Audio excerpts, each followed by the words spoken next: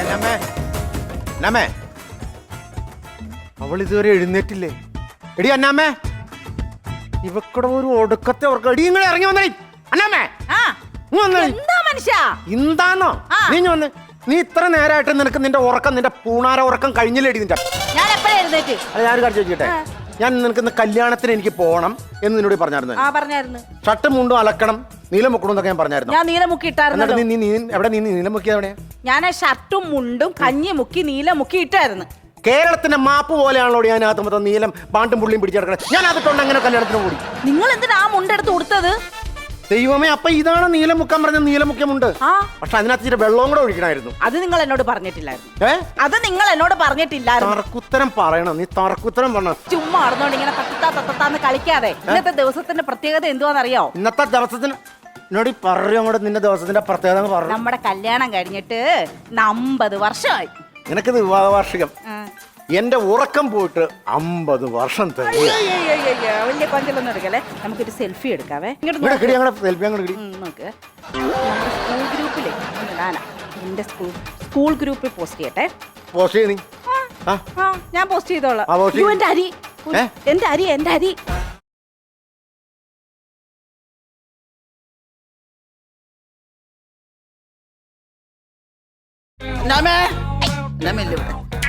പാല് കൊടുക്കട്ടെ അന്നാമ്മയ്ക്ക്?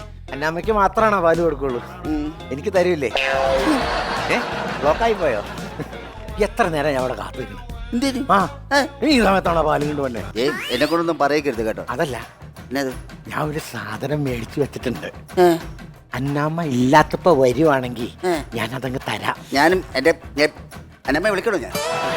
നിങ്ങൾ പണ്ട് ഞാൻ സ്കൂളിൽ പഠിക്കുമ്പോ എന്റെ പുറകെ നിങ്ങൾ വരുമായിരുന്നു, മൂട് കീറിയ നിക്കറ് കിട്ടുകൊണ്ട്.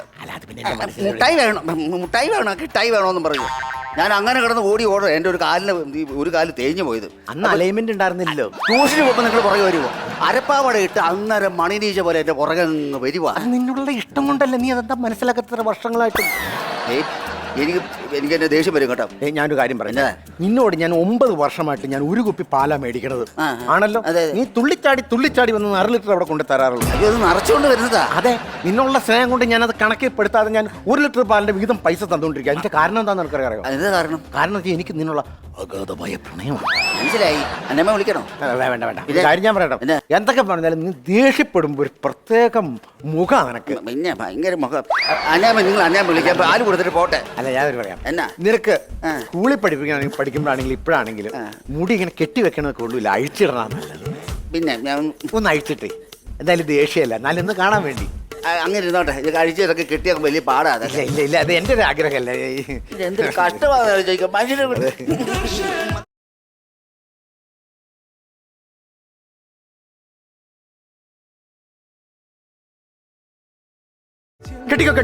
കെട്ടണമല്ല. അന്നാമേ, കള്ള് ഞാൻ പിടിച്ചോളാം. അന്നാമേ, പാലാണോ? ഇതിയാനെ കുറച്ച് കടുക്കാവളം നിർമ്മിച്ചു കൊടുക്കുക കേട്ടോ. ഞാൻ പറഞ്ഞോളാം. ഞാൻ വരാം. പിന്നാട്ടെ കാണിച്ചു തരാം. ഞാൻ എന്നതാണത്? മുടി അഴിച്ചിട്ട് ഞാൻ തെറിച്ചു പോയനല്ലോ. ഞാനേ അത് സ്കൂൾ ഗ്രൂപ്പിൽ പോസ്റ്റ് ചെയ്തല്ലോ. ഒരുപാട് ലൈക്ക്.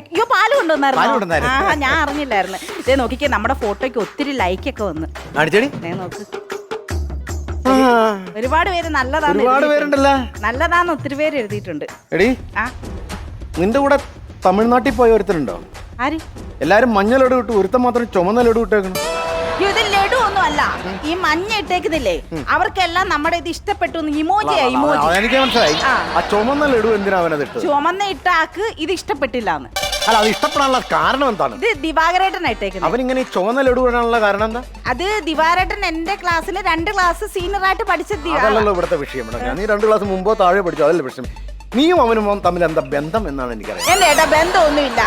പിന്നെ എന്റെ പുറേന് കുറച്ചു നാൾ ഇങ്ങനെ നടന്ന ആളാ. എനിക്ക് ഇഷ്ടമൊന്നും അല്ലായിരുന്നു. നിനക്ക് ഇഷ്ടമല്ലായിരുന്നു? എനിക്ക് ഇഷ്ടമായിരുന്നു. അവന് ഇഷ്ടമായിരുന്നു. അപ്പൊ അവനിപ്പോ ഇഷ്ടമാണെന്നാണ് അതിന്റെ അർത്ഥം? അങ്ങനൊന്നും ഇല്ല. നീ അവനെ ഫോണിൽ വിളി. ഞാൻ വിളിക്കണോ? നീ ഫോണിൽ വിളി. പക്ഷെ ഞാനിവിടെ ഇല്ല. ഞാനങ്ങനെ പക്ഷെ ഞാനിവിടെ ഇല്ല. അല്ല, നിങ്ങളിവിടെ ഉണ്ടല്ലോ. പക്ഷെ ഞാനിവിടെ ഉണ്ട്. എടി, നീ വിളിക്കുമ്പോ പറയണം ഞാനിവിടെ ഇല്ല. ഇല്ല, അപ്പോഴാണ് അവന്റെ ഉള്ളിൽ കിടക്കണമെന്ന് പുറത്തു വരാൻ പറ്റുള്ളൂ. മനസ്സിലായോ? ഞാൻ അങ്ങനെ വിളിക്കാറൊന്നും ഇല്ല. നീ വിളിക്കാറില്ലേ? വിളിക്കണം. നിങ്ങൾ മിണ്ടായിരിക്കും, ഞാൻ വിളിക്കാം. അപ്പം നീ അവനെ വിളിക്കുന്നു, ഞാനിവിടെ ഇല്ല.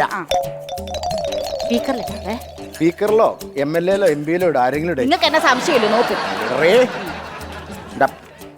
ബെല്ലുണ്ട്. എല്ലാം ഉണ്ടോ?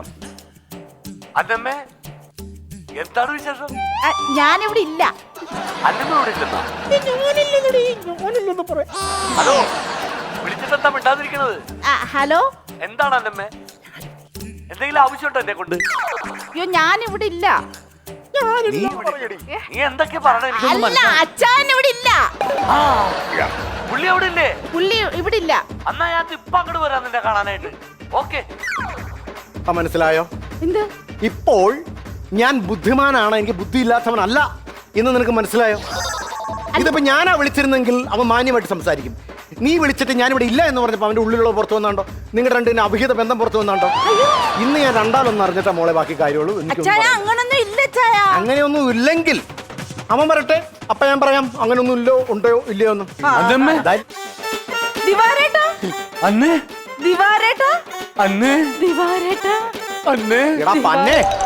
ഇവിടെ കെട്ടിയവനായ ഞാനിവിടെ നിപ്പണ്ടാ.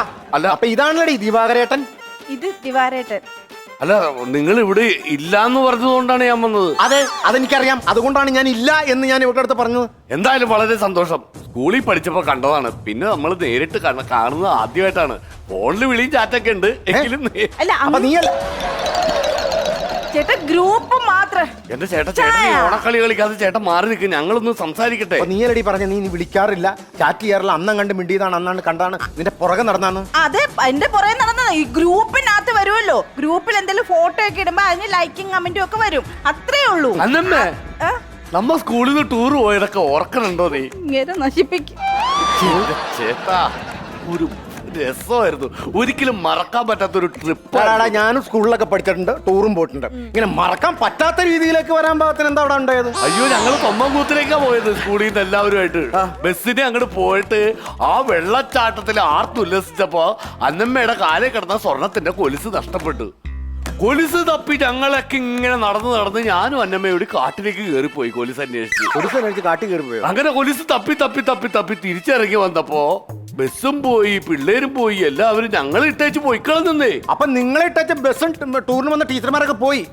എന്നിട്ട് ഞങ്ങള് രണ്ടുപേരല്ലേ ഉള്ളൂ, സന്ധ്യയായി. എന്നിട്ട് ഞങ്ങള് താമസിച്ചിരുന്ന റൂമിൽ ചെന്നിട്ട് ഹെഡ് മാസ്റ്ററെ വിളിച്ചു. മാഷെ, ഞങ്ങള് രണ്ടുപേരും ഇവിടെ പെട്ടുപോയി, ബാക്കി സ്കൂൾ ബസ്സൊക്കെ പോയി എന്ന് പറഞ്ഞപ്പോ മാഷ് പറഞ്ഞു, സാരില്ല മക്കളെ. അവിടെ ലോഡ്ജ് താമസിച്ചെന്നല്ലേ പറഞ്ഞു? അല്ലല്ല, മാഷ് പറഞ്ഞു, സാരില്ല മക്കളെ, നിങ്ങൾ ടെൻഷൻ ആവണ്ട, ഇത്രയും സന്ധ്യയായില്ലേ, നിങ്ങൾ അവിടെ താമസിച്ചിട്ട് പിറ്റേന്ന് പോന്നാ മതി. എന്നിട്ട് അയാൾ ആ ഹോട്ടലിന്റെ റൂമിന്റെ കീ തന്നു.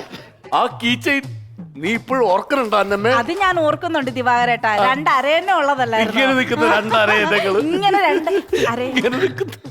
രണ്ടരേനെ നിൽക്കുക. അത് നിനക്ക് നല്ല ഓർമ്മയുണ്ട്. ഇവിടുത്തെ കക്കൂസിന്റെ ഡോറ് പോയിട്ട് സൂപ്പർമാൻ ഇരിക്കണാരി അല്ലാതെ അതിനകത്ത് ഇരിക്കാൻ പാടില്ല. അതിന്റെ ഒരു കൊളുത്ത് വെക്കാൻ നിനക്ക് ഇതുവരെ പറ്റിയിട്ടില്ല. അരയന്നം ഇങ്ങനെ നിൽക്കുന്നത് എത്ര വർഷം മുമ്പ്? 55 വർഷം. ഇതിപ്പോഴും ഓർമ്മയുണ്ട്, ഇത് ഇപ്പോഴും ഓർമ്മയില്ല. അന്നത്തെ രാത്രി ഒന്ന് പറയ്. അതെന്താന്നറിയാമോ, ദിവാകരേട്ട ശരിക്കും മനുഷ്യ സ്നേഹിയാണെന്ന് അന്ന് രാത്രിയിലെ എനിക്ക് മനസ്സിലായത്. മനുഷ്യ സ്നേഹിയാന്ന് നിനക്ക് എങ്ങനെയാണ് രാത്രിയിലെ മനസ്സിലായത്? എനിക്ക് വിശന്നായിരുന്നേ. നിനക്ക് വിശന്നായിരുന്നു, അപ്പോഴാണ് മനുഷ്യ സ്നേഹിയാന്ന് മനസ്സിലായത്. അപ്പൊ ഞാൻ ദിവാകരേട്ടനോട് പറഞ്ഞു എനിക്ക് മസാല ദോശ വേണോന്ന് പറഞ്ഞു. മസാല ദോശ ഇത് കഴിഞ്ഞിട്ടാണല്ലോ മേടിക്കണേ, അതിക്ക് മുമ്പേ നിങ്ങൾ മേടിക്കണം. എന്നിട്ട് ദിവാകരേട്ടൻ മസാല ദോശ മേടിച്ചോണ്ട് വന്നേ. ഞാൻ ആ പൊതി അഴിച്ചു നോക്കിയപ്പോ ഞാൻ ഞെട്ടിപ്പോയി ചായ. പടക്കമായിരുന്നു. ഞാൻ പോലും പറയാതെ അതിനകത്ത് വടയെ വെച്ചിരുന്നു ദിവാകരേട്ടൻ. പക്ഷെ ആ വട നമുക്ക് കഴിക്കാൻ തോന്നില്ല, അതിങ്ങനെ നോക്കിയിരിക്കാനേ തോന്നുള്ളൂ. ശരിക്കും നമുക്ക് വീണ്ടും ആ ടൂർ പോണം. അതെ അതെ പോണം. നമ്മുടെ പഴയ കൂട്ടുകാര് എല്ലാവരും വേണം, തൊമ്മ കുത്തി പോണം, ആ പഴയ ബസ് വേണം, എല്ലാം ക്രിയേറ്റ് ചെയ്യണം. എന്നിട്ട് അവിടെ വെച്ച് നിന്റെ കൊലുസ് നഷ്ടപ്പെടണം. ഒരു രാത്രി നമുക്ക് ആ ഹോട്ടലിൽ താമസിക്കണം, തങ്ങണം നമുക്ക്. ഞാൻ അങ്ങനെ മണ്ടനാന്ന് വിചാരിക്കരുത്. ട്രിപ്പ് പോക്കോ, പക്ഷെ ഒരു കാര്യം, ഞാനും കൂടെ വരും. അതിനെന്താ ചേട്ടാ പോരെ, വന്നു, ഒരു പ്രശ്നമില്ല. നമുക്ക് എല്ലാവർക്കും കൂടി സ്കൂളിലെ പിള്ളേരൊക്കെ ആയിട്ട് പഴയ അടിച്ചു പൊളിച്ച് അങ്ങോട്ട് പോവാം. അങ്ങനെ അടിച്ചു പൊളിച്ച് പോകണ്ട, കാരണം എല്ലാരും കൂടെ വന്നു കഴിഞ്ഞാൽ ഞാൻ മറ്റുള്ളവരെ നോക്കും. കാരണം എന്റെ സ്വഭാവമായി പോയി, നിങ്ങളെ ശ്രദ്ധിക്കാൻ പറ്റാണ്ട് വരും. അപ്പൊ എല്ലാവരും കൂടെയുള്ള ട്രിപ്പ് അങ്ങ് വേണ്ട. പിന്നെ നമ്മൾ മൂന്നാളും പോകുന്നു. നമ്മൾ മൂന്നാളും കൂടി അങ്ങനെയാണെങ്കിൽ എന്തുകൊണ്ടിക്ക് പോവും? എനിക്ക് വേണ്ട, എന്റെ അടുത്തൊരു 2 വീലർ ഉണ്ട്, എന്റെ പഴയ യമഹ RX ഉണ്ട്, അതിന് പോവാം. അതിന് പോകാം. ആ. പക്ഷെ എങ്ങനെ പോകും? ഞാൻ പറഞ്ഞുതരാം. ഞാൻ ഫ്രണ്ടിൽ നിന്ന് ഓടിക്കും, എന്റെ പുറകിൽ ചേട്ടനിരിക്കും, അതിന് പുറകിൽ അന്നമ്മ ഇരിക്കട്ടെ, എന്നിട്ട് ഒറ്റ പോക്ക്. ഒരൊറ്റ പോക്ക് അത് നടക്കില്ല, അത് നടക്കില്ല. ഞാൻ അത്ര മണ്ടനല്ല, ഞാൻ പൊട്ടാന്ന് നീ കരുതരുത്. നിനക്ക് പണ്ടും അവളെ വീഴിക്കണമെന്ന് ആഗ്രഹം, ഈ പ്രാവശ്യം നിനക്ക് ഏറ്റവും തുമ്പത്തിരുത്തി അവളെ വീഴിക്കണമെന്ന് ആഗ്രഹം. അത് നടക്കില്ല. ഞാൻ പ്ലാൻ ചെയ്യും, ആ പ്ലാന് നീയൊക്കെ അങ്ങ് വന്നാ മതി. ചേട്ടൻ എങ്ങനെ പ്ലാൻ ചെയ്യണം അത് പറ. ഫ്രണ്ടിൽ ഞാനിരിക്കും, അതിന്റെ പുറകെ ഇവളിരിക്കും, അതിന്റെ പുറകെ നീ ഇരിക്കും. പറ്റുമെങ്കിൽ നീ വന്നാ മതി. അപ്പൊ ചേട്ടൻ ഫ്രണ്ടില്, നടുക്ക് അന്നമ്മ, അതിന്റെ പുറകിൽ ഒരു ബർഗർ ട്രിപ്പ്. ഞാൻ റെഡി.